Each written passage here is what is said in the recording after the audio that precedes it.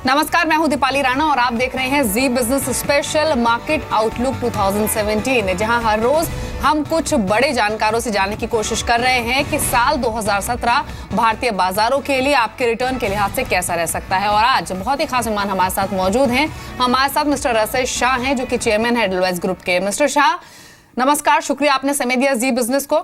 साल 2016 बहुत ही इवेंटफुल रहा अगर इवेंट्स के लिहाज से देखें, और ऐसा माना जा रहा है कि साल 2017 भी इससे अलग नहीं होगा। डोनाल्ड ट्रंप कामकाज संभालेंगे, बजट जो कि इस बार बहुत रेलेवेंस रखता है डिमोनेटाइजेशन के बाद, अर्निंग्स आएंगे जहां पर डिमोनेटाइजेशन का इंपैक्ट दिखेगा, जीएसटी लागू होना है, रेट कट को लेकर बहुत सारी होप्स है। तो एक इवेंटफुल ईयर जो है वो 2017 भी रह सकता है। लेकिन आपके लिहाज से मार्केट कैसा कर सकते हैं 2017 में, और कौन से इंपॉर्टेंट ट्रिगर्स होंगे जो कि मार्केट की डायरेक्शन को तय करेंगे?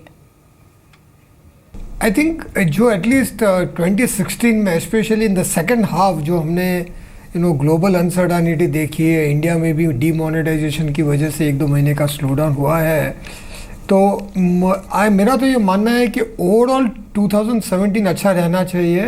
हालांकि फर्स्ट क्वार्टर थोड़ी अनसर्टेनिटी अभी भी रहेगी, बिकॉज अर्निंग्स आउटलुक भी होगा, एफआईआई एलोकेशन के ऊपर भी थोड़ा अनसर्टेनिटी है। तो फर्स्ट क्वार्टर में थोड़ा अनसर्टेनिटी है, but for the balance of the year मैं काफ़ी पॉजिटिव पॉजिटिव हमारा पर्सपेक्टिव है। क्योंकि एक तो आई थिंक ये जो डीमोनेटाइजेशन के बाद गवर्नमेंट अगर इनकम टैक्स रेट कम करती है, आरबीआई अगर इंटरेस्ट रेट कम करती है, और ये मानना है काफ़ी लोगों का कि एटलीस्ट फर्स्ट क्वार्टर में आरबीआई का एक इंटरेस्ट रेट कट तो आएगा, और अगर ग्लोबली ऑल्सो यूएस इकोनॉमी थोड़ी अपटिक पे आ जाती है, अगर वो इकोनॉमी अच्छा करना स्टार्ट करती है तो हमारे एक्सपोर्ट्स के लिए भी वो अच्छा होगा।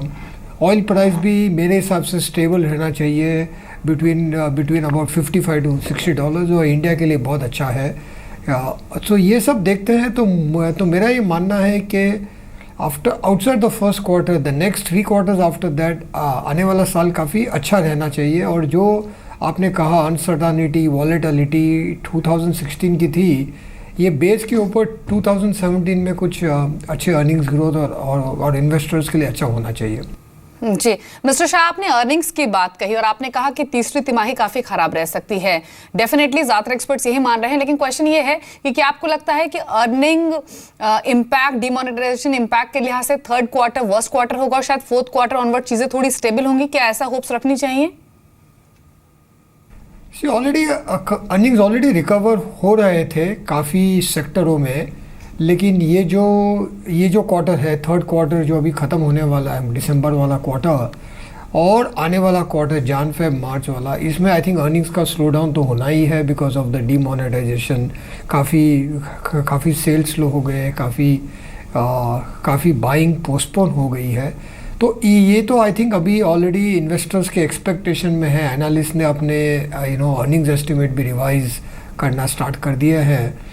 तो ये 2 क्वार्टर का एक छोटा सा बेस हो जाएगा, और ये बेस के ऊपर हम जो देखेंगे अगले साल अप्रैल ऑनवर्ड्स जो ग्रोथ हो रहा था वो वापस स्टार्ट होगा, और ये जो छोटा बेस भी हो गया उसके ऊपर भी ग्रोथ अच्छा दिखेगा। जी मिस्टर शाह, डिमोनेटाइजेशन के बाद हमने ज्यादातर सेक्टर्स पर इसके नेगेटिव इंपैक्ट की बात की है। बहुत चुनिंदा सेक्टर्स ऐसे रहे हैं जिनको फायदा पहुंचेगा। एक उनमें से रहा है बैंक्स, क्योंकि डीमोनेटाइजेशन के बाद जो बैंकों में जो फ्लश हुए हैं फ्लोज, जो डिपॉजिट्स आए हैं, इसको लेकर काफी बातचीत हो रही है कि जो कासा है बैंकों के वो बहुत इंप्रूव होंगे। लेकिन आपसे जानना चाहेंगे, क्या सही मायने में बैंकों को इसका फायदा मिलेगा? और ऐसे में कंज्यूमर्स के लिहाज से देखें या फिर कॉर्पोरेट्स, इंडस्ट्रीज के लिहाज से देखें, क्या आगे ब्याज दर में कटौती की एक्सपेक्टेशंस रखनी चाहिए?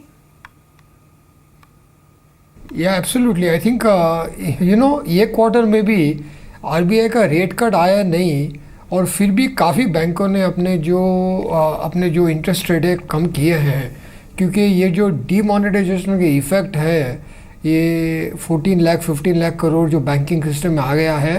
हालांकि ये सब नहीं रहेगा, लेकिन हमारा मानना है कि 3 से 4 लाख करोड़ बैंकिंग सिस्टम में जो आया है वो बैंकिंग सिस्टम में रहेगा, और ये 3 लाख करोड़ 4 लाख करोड़ की जो एक्स्ट्रा डिपॉजिट है, इसको क्रेडिट में कन्वर्ट करने के लिए बैंक्स इंटरेस्ट रेट नीचे लाएगी, और उन्होंने स्टार्ट कर दिया है।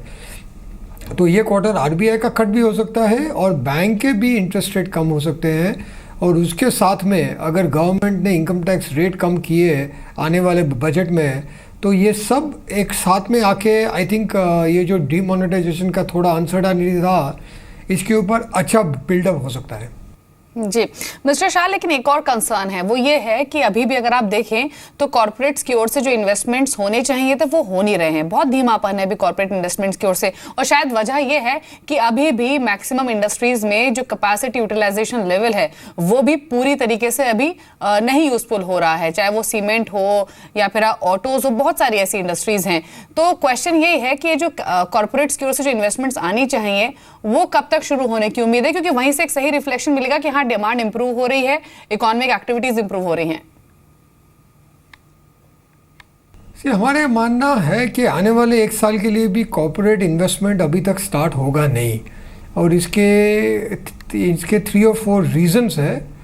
एक रीज़न है कि अभी भी कैपेसिटी यूटिलाइजेशन काफ़ी कम है।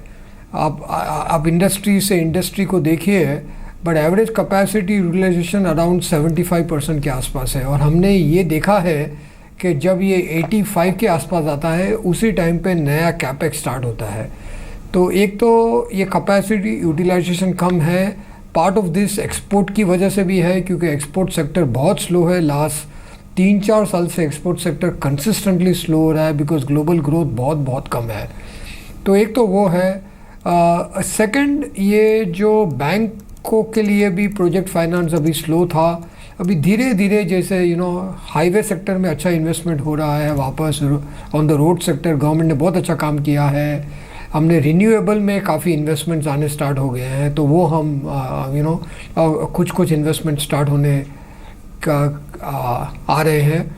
लेकिन जो ओवरऑल कैपेक्स है वो आई थिंक 1-8 साल के बाद ही होगा। तो आने वाला साल है 2017, ये हम लोगों का मानना है कि गवर्नमेंट ओरिएंटेड कैपेक्स, गवर्नमेंट के जो प्रोग्राम्स है, रेलवेज़ का है, इंफ्रास्ट्रक्चर का है, कुछ PSU अगर इन्वेस्टमेंट करेंगे तो उससे छोटा कैपेक्स स्टार्ट हो सकता है। लेकिन जो प्राइवेट सेक्टर कैपेक्स है, यू आर वेरी राइट, ये 2018 के बाद ही स्टार्ट हो सकेगा। जी मिस्टर शाह, लेकिन अब इक्विटी मार्केट्स को अगर लेवल्स के लिहाज से देखें तो वैल्यूएशन वाइज बहुत अट्रैक्टिव हो गए, क्योंकि अब से 3-4 महीने जब दिवाली से पहले हम बात कर रहे थे, जब 8800 8900 पर इंडेक्स था, तो काफ़ी एक्सपेंसिव वैल्यूएशंस वाला लग रहा था। ये कहा जा रहा था कि वैल्यूएशंस बहुत बढ़ गई हैं, इसीलिए शायद FIs को भी अभी रिस्कियर बेट लग रहा है India in terms of investments. लेकिन अब 8800 या फिर 8900 का इंडेक्स जो है वो 8000 के लेवल पर आ चुका है, तो वैल्यूएशंस डेफिनेटली बेटर हुई हैं। उस लिहाज से क्या आपको लगता है कि बाइंग अब इंडियन मार्केट्स में आनी चाहिए, या फिर पोजिशनिंग ओवरऑल इक्विटी मार्केट्स की भी कैसी लग रही है? वेदर 2017 में होगा कि 18 में होगा ये तो बहुत हार्ड है कहना, लेकिन जो इक्विटी मार्केट का अभी जो पोजीशनिंग है ये काफ़ी अच्छी है, क्योंकि इंटरेस्ट रेट नीचे आ रहे हैं। और if you look at earnings yield versus interest rate, the market बहुत अच्छी तरह पॉइज्ड है। और ये जो करेक्शन हुआ है लास्ट 1-2 महीने में, ये भी काफ़ी अच्छा है, क्योंकि इसमें जो थोड़ी ओवर हीटिंग थी, जो थोड़े वैल्यूएशंस हाई हो गए थे, वो भी अभी रीज़नेबल होने स्टार्ट हो गए हैं। तो मेरा मानना है कि अगर फर्स्ट क्वार्टर का भी जो अर्निंग्स का अनसर्टेनिटी है उसको लेके भी अगर मार्केट सबड्यूड रहे, तो उसके बाद अच्छे इन्वेस्टमेंट अपॉर्चुनिटीज़ तो है ही इन्वेस्टर्स के लिए। वो उसका रिटर्न 17 में आएगा कि 18 में आएगा ये तो हार्ड है कहना, लेकिन जहाँ पे इक्विटी मार्केट अभी पॉइज्ड है, ये आई थिंक इक्विटी इन्वेस्टिंग में अच्छा अपॉर्चुनिटी आएगी इन्वेस्टर्स के लिए।